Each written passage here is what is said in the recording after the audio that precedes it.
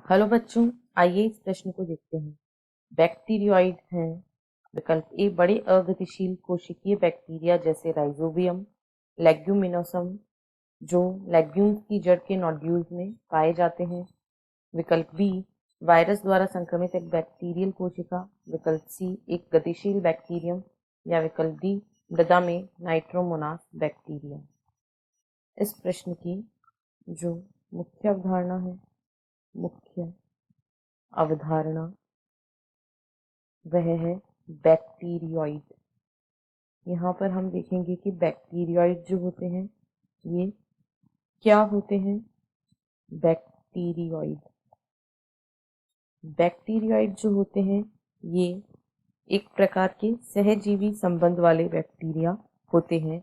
ये nitrogen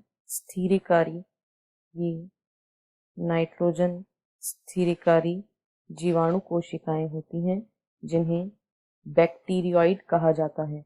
nitrogen स्थिरीकारी जीवाणु कोशिकाओं को ही बैक्टीरियोइड कहा जाता है। ये मुक्त जीवी नहीं होती हैं, बल्कि ये सहजीवी होती हैं।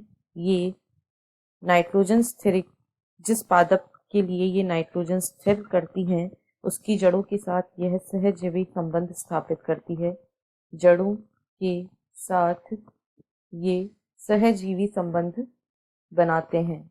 इन्हें बैक्टीरियोइड कहा जाता है और ये मुख्यतः लेग्यूम पादपों की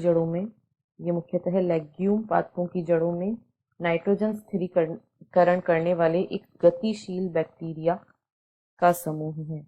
ये जो बैक्टीरिया होते हैं ये गतिशील बैक्टीरिया होते हैं। अब यदि हम दिए गए विकल्पों को देखें तो विकल्प ए में कहा गया है बड़े अगतिशील कोशिकीय बैक्टीरिया जैसे राइजोबियम, लेग्यूमिनोसिरम, जो लेग्यूम की जड़ के नोड्यूल में पाए जाते हैं, तो ये अगतिशील नहीं होते हैं, इसलिए यह विकल्प गलत है। बी में कहा गया है वायरस द्वारा संक्रमित एक बैक्टीरियल कोशिका, तो ऐसा भी नहीं होता है। बैक्टीरियोइड जो होते हैं वे वायरस द्वारा संक्रमित कोशिकाएं नहीं होती हैं।